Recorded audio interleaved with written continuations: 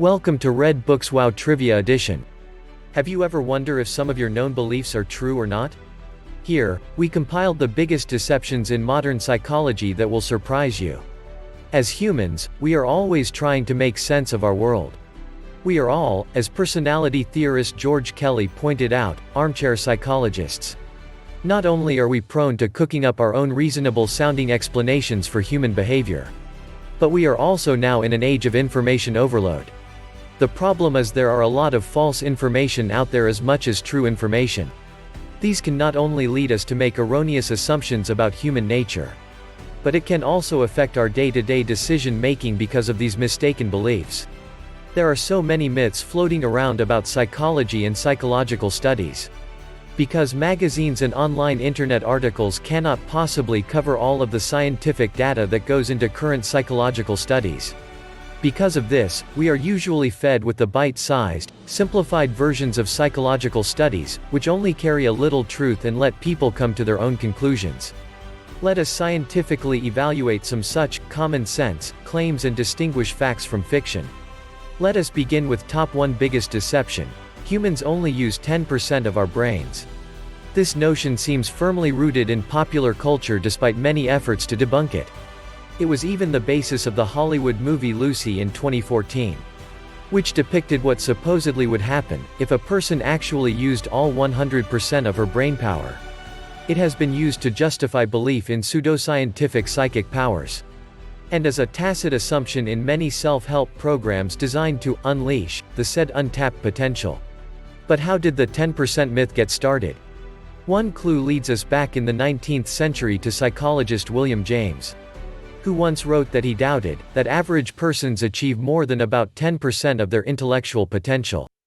Although James talked in terms of underdeveloped potential, a slew of positive thinking gurus transformed 10% of our capacity into 10% of our brain.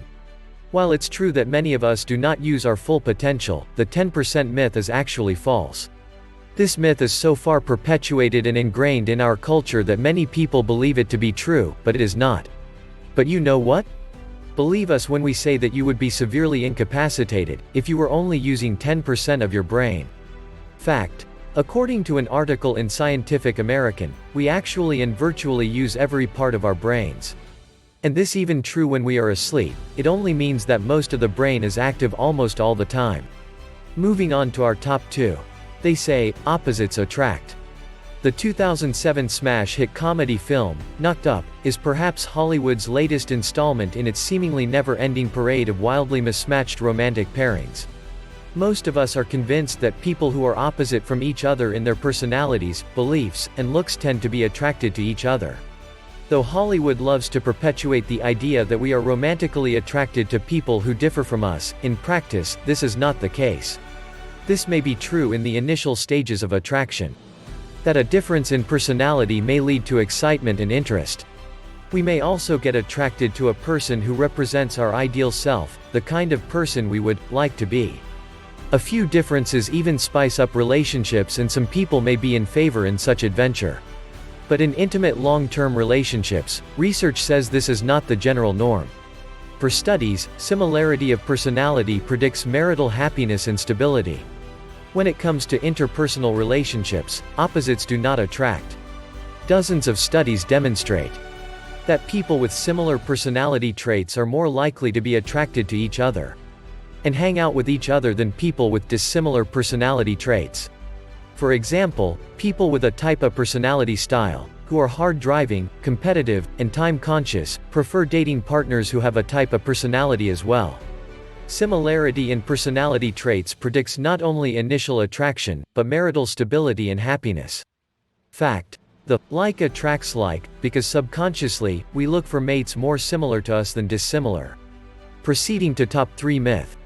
Lie detector tests are accurate. Those who operate polygraph or lie detector tests often boast that they are 99% accurate. Lie detector tests operate under the assumption that telltale physiological signs reveal when people are not telling the truth. Thus, polygraphs measure indicators like skin conductance, blood pressure, and respiration. When these signs spike out of the test taker's normal range in response to a question, the operator interprets that a lie has been told. However, some estimates suggest error rates as high as 40%, with the most common error as labeling some innocent people as guilty. The error rate found for these tests would not be tolerated in most areas of society. But they still persist, and often go unquestioned. And, unfortunately, these tests remain popular among the military and the government, as well as in Hollywood movies and TV shows. Many people still believe they are reliable and useful for detecting deception. Fact: the reality is that nobody, not even a machine, can accurately tell when somebody is lying. Let's proceed to the top 4 of our list. Dreams have symbolic meaning. Do you ever dream about snakes, tooth loss, or flying? For example, when you dreamt about tooth loss, you are interpreting it that someone important in your life will die. And to prevent it, the belief is, you have to bite a piece of wood when you wake up. And Viola, people will no longer die.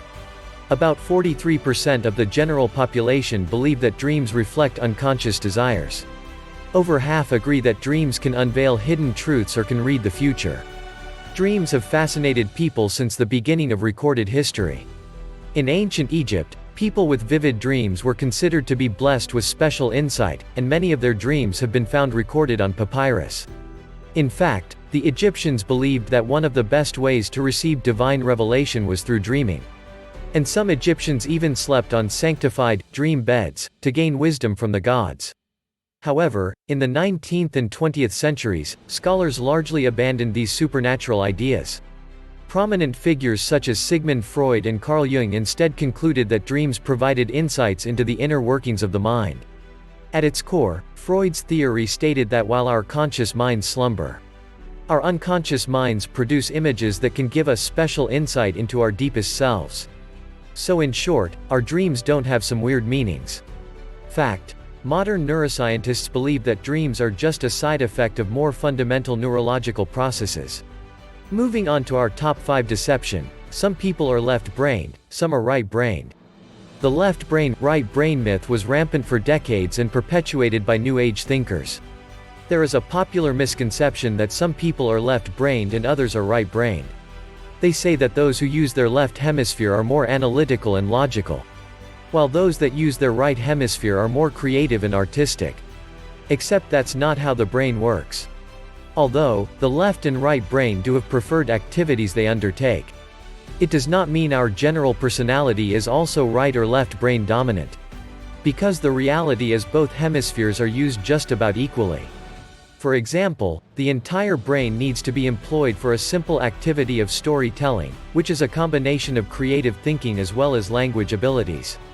All parts of the brain interact and work seamlessly to create the experience we call consciousness. Fact: both sides of the brain are actually intimately interconnected. And proceeding to our last myth: it is better to express anger than to hold it in.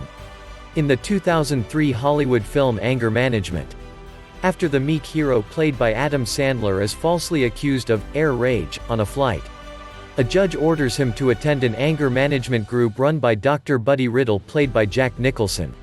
Punch inanimate objects, scream in pillows, hit the gym and pound the punching bag. These are part of mainstream advice to let off steam or vent out anger.